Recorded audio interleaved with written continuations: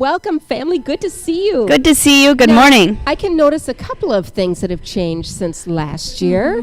Number one, I see your residents of La Crosse. Yeah, we decided to move a little bit closer to family.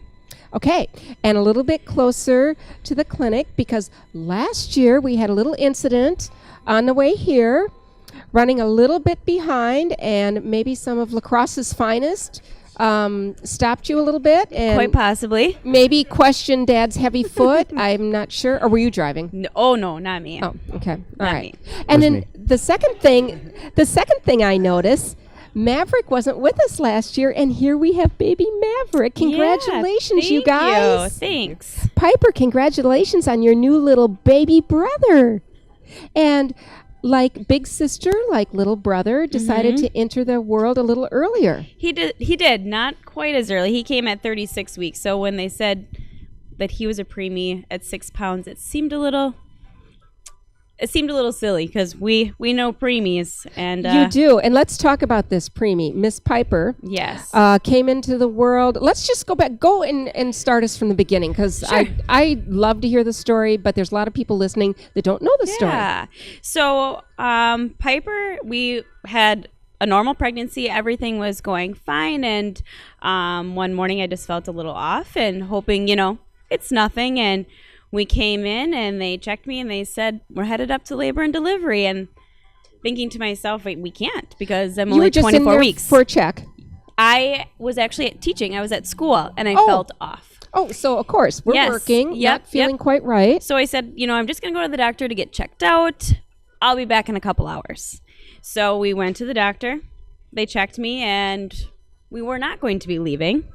So they admitted me into the hospital and they had started everything they could to stop labor so it wouldn't progress. And it seemed like it wasn't progressing and we were kind of slowing things down. And When does Dan fit into the picture here? Did he know what was going on? so he was with me. He came and picked me up from school. Okay. And All right. then when they started to, and my mom was there as well. And so when they started to slow things down, they told Dan, head home, pack a bag. You're going to be here for the next however long, like months until she is ready to be born because we're only at 24 weeks right now. Dan, how did that news hit you? Do you remember your mic up to your, do you remember your reaction? I was just shocked. I couldn't believe what was happening in it. And it all happened so fast too. I mean, it was crazy. So Very unexpected. you're the one that's being sent home now to pack the bag. Yep. Okay. So he packs this bag, and it turns into an emergency situation because my placenta just detached, and so now we're in an emergency situation where Piper needs to get here. We need to get her out, and everybody needs to be safe. So my mom calls Dan, and thank God for that lead foot because he got from Bangor to Gunderson in about 10 minutes flat. It was record timing. I think. Yeah. That is record time. That was really fast. Yeah. Yeah. So she came into this world a little too fast for Dan's lead foot, and he missed it just by minutes. But we got her out, and she did take her first breath on her own, which was a really good thing because oftentimes if they have to do any resuscitation, it can cause some harm to their brain or bleeding on the brain. So Were you aware of what was going on? yes, but Okay. you're in that mindset where Yep. you just have to do what you need to do, Right, and right. you have to hope for the best. And so they took her away, did not see her. So Dan came in and he looked at her and they put her in a little Plastic bag. to incubator, I guess. I don't know. So she was in a little plastic bag in there, breathing for her, and they whisk her away. And I think she came out weighing 1 pound, 10 ounces. 1 pound, 10 ounces. Let's see if we can figure that out. What's about a pound Butter? butter? About butter, I guess? Yeah. Yep. Okay. Yeah. I mean, just trying to get a visual here. Right, and she was about the size of a ruler, the length of a ruler. Okay. So Okay. itty bitty. So she gets taken away, and they have to do things on her. So we saw her. She was born at 6:40, so we saw her 5 hours later, I believe. And she was doing well as a 24-week-old baby Wow. can do. So things were looking good, and I finally got to touch her, I think, a week later and hold her at the end of almost a week and a half So later. about 7 days later is the first Yeah. time you got to touch her. Yeah. While you're talking about 7, we already have 7 calls that have come in. Yay! We already have 7 Awesome. calls at Yay. 608-784-KIDS. 5437, the Blood Center of Wisconsin phone bank being manned right now, taking an overtime shift, dynamic life cycle innovations. We appreciate that so much at 784-KIDS. Okay, so now we're a week into this. We're a week into this, and actually she was extubated at a week, and they were shocked that she could breathe on her own after a week, and she never had to be re-intubated. I mean, even with an RSV stint in the hospital for a while, she had a very successful NICU stay, and we were here at Gunderson for 105 days. Okay, so 105 days, your normal life is out the window. Gone. And I never went back to work. Obviously, I told them I'd be No, back you'd in be a couple back hours. in 2 hours. No. Didn't come back. Okay. And okay, so Dan, what's happening? You're taking care of the house. What are you doing?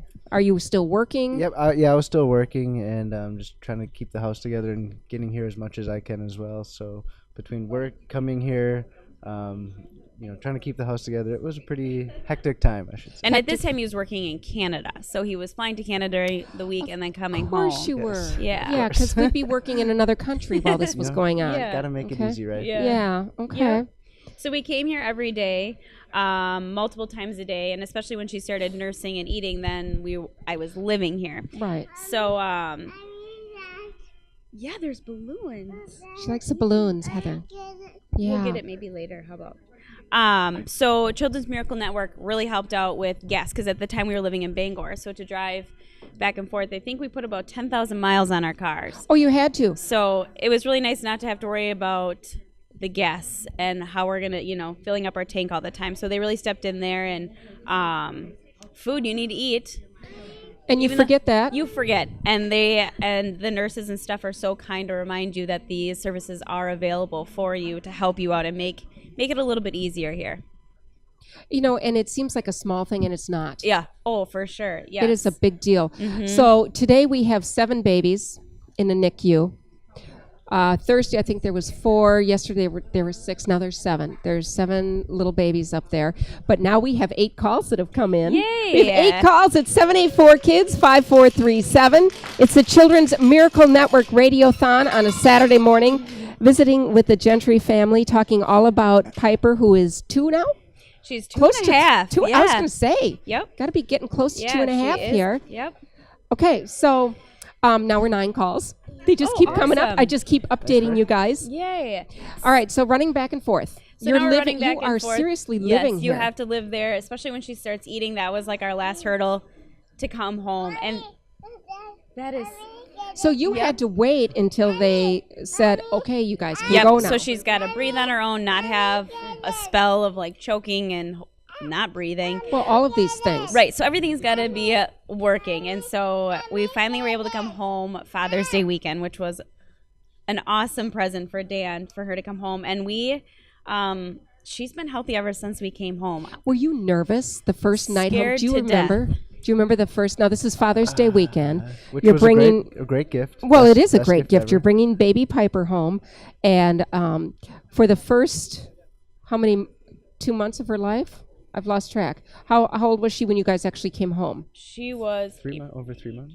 about 3 months. Okay, so yeah. for 3 months, you've had somebody there. professionals, Yeah. somebody there, Yes. and now it's mom and dad under your own roof, which had to feel great coming home to your own house. It was amazing. But you Coming had to home was be. interesting. we didn't have to scrub our hands for 3 minutes every time we wanted to see our daughter, so that was exciting. But it had to feel really different. Did it feel overwhelming? Do you remember when you walked through the door?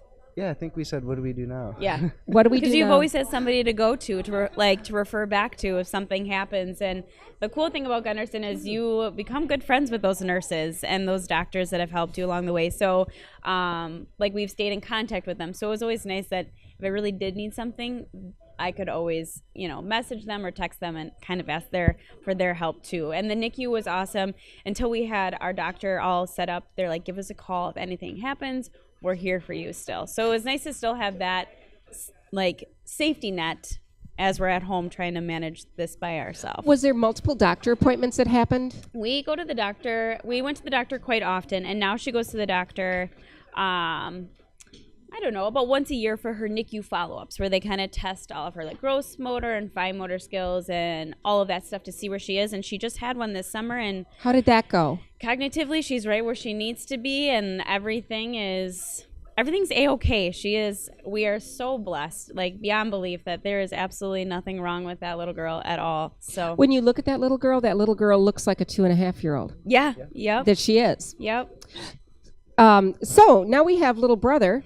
Yep. And so little brother decided to follow big sister's footsteps. Yeah, we just Tell love us- that NICU. Yeah, tell us how that went. Yeah, so he decided same thing. I was at work. Felt a little weird.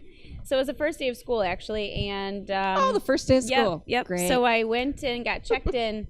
Yep, here we are in labor again. So he came out great. I was able to touch him right away, but he decided that it was just a little difficult to breathe. So he was a little blue, so they had to take him away, and they were trying to get him to breathe, and it wasn't happening, and so they called the NICU in. The same doctor that helped us with Piper when she was born came in. So not that you want to see the NICU staff, but it was nice to see friendly faces, knowing that they're in good hands, and all of these things here are here to help us. But his stay was only less than 24 hours.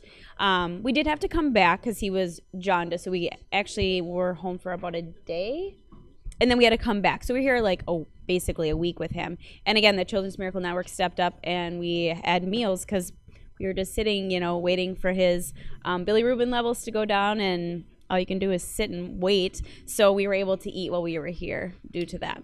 We now have 10 calls. Yay! We have 10 calls that have come in at 784 Kids. Blood Center of Wisconsin, Dynamic Life Cycle Innovations, answering your calls today, calling in with generous donations. And, families, like we're speaking with now, the Gentrys, now of lacrosse. Mhm. Now of Yes, lacrosse. yes. And, being able to get help. Didn't even know. Did you know about Children's Miracle Network? Was that? No, before Piper, you had no idea. And when they came to tell us that you could do these gas vouchers and this food, it was like, oh my gosh, I didn't even think about those things. For somebody else to like think about it and offer it to you and kind of take care of it, it's just one less thing you have to worry about, so you can focus on what's really important. And that was getting Piper to come home and be with us. How'd you do on the receiving end of that? Was it tough to accept it, the help? It is hard because you want to do it all. You're like, we can do this, but you learn to take it all in, to have all the extra hands we could get to help her come home, whatever it took to get her there, we would do. So other than her yearly appointments, what's next? Now she has an echo on her heart coming up in December, I think, just to double check to make sure everything is still good. It was when we left the NICU, so we have that checkup, but otherwise she's just a 25-pound, 2.5-year-old that's...